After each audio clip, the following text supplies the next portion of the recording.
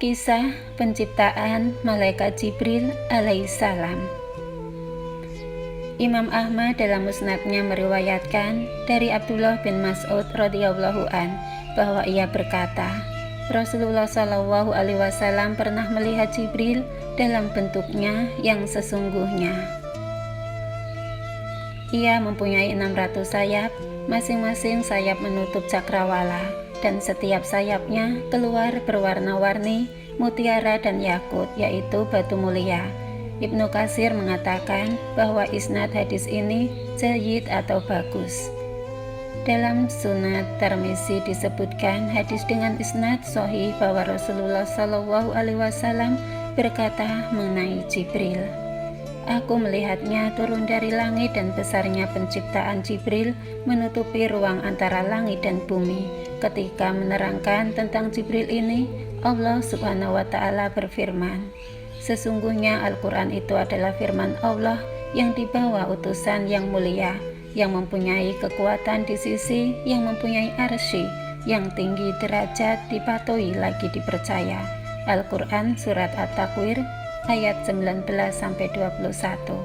Yang dimaksud dengan utusan mulia di sini adalah Jibril, sedangkan pemilik singgasana adalah Rabbul Izzah, yaitu Allah Subhanahu wa Ta'ala.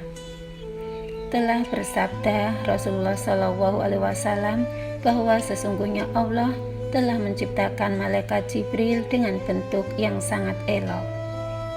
Jibril mempunyai 600 sayap, dan di antara sayap-sayap itu terdapat 2 sayap yang berwarna hijau seperti sayap burung merak.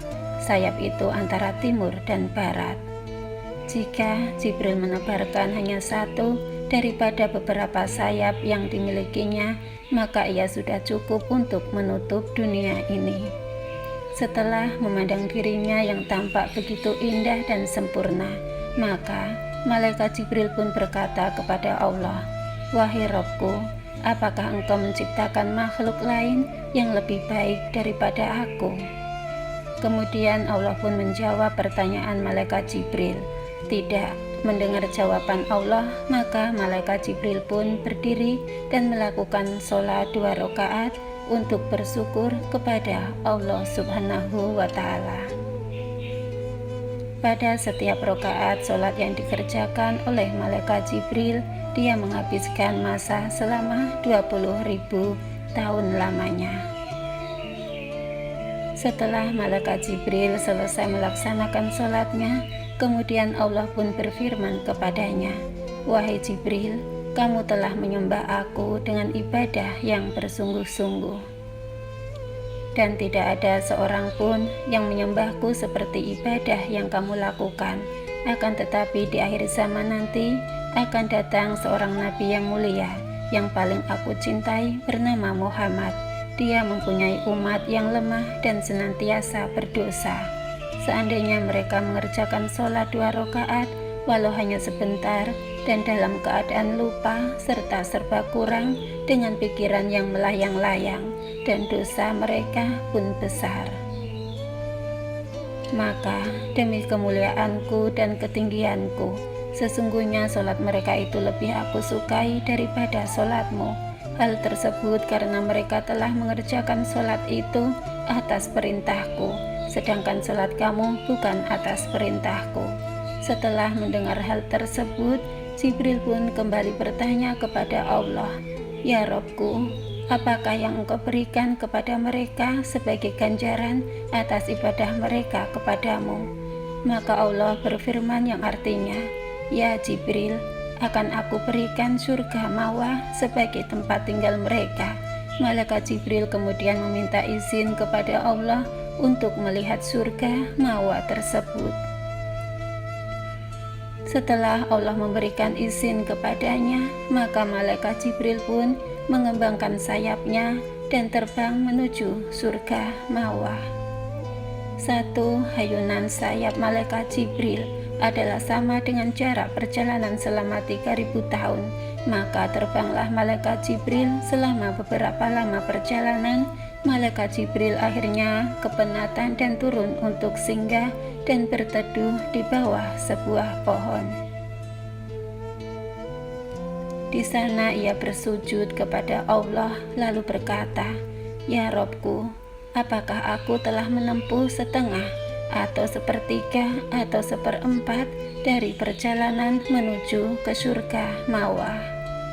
Maka Allah pun berfirman, "Wahai Jibril, meskipun kamu mampu terbang selama 3000 tahun dan meskipun aku memberikan kekuatan kepadamu seperti kekuatan yang engkau miliki, lalu kamu terbang seperti yang telah kamu lakukan, niscaya kamu tidak akan sampai kepada 1/10 dari beberapa puluhan yang telah kuberikan kepada umat Muhammad terhadap imbalan sholat 2 rakaat yang mereka kerjakan."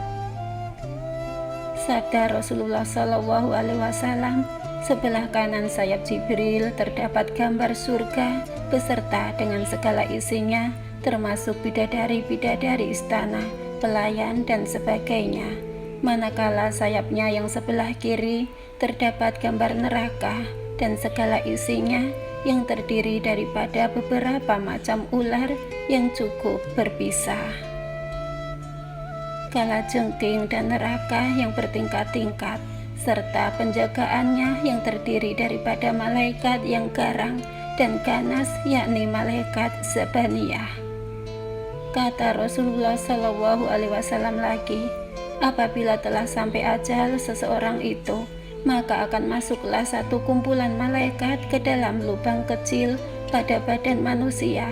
Kemudian mereka akan menarik rohnya dari kedua telapak kaki hingga lutut, dan mereka pun keluar. Setelah itu datang lagi sekumpulan malaikat masuk menarik roh dari lutut ke perut. Begitulah seterusnya dari perut ke dada dan dada ke kerongkongannya. Itu saat nazak seseorang. Kalau orang yang nazak itu orang beriman, maka malaikat Jibril akan menebarkan sayapnya yang sebelah kanan sehingga orang itu dapat melihat kedudukannya di surga, sehingga terlupa orang-orang di sekelilingnya.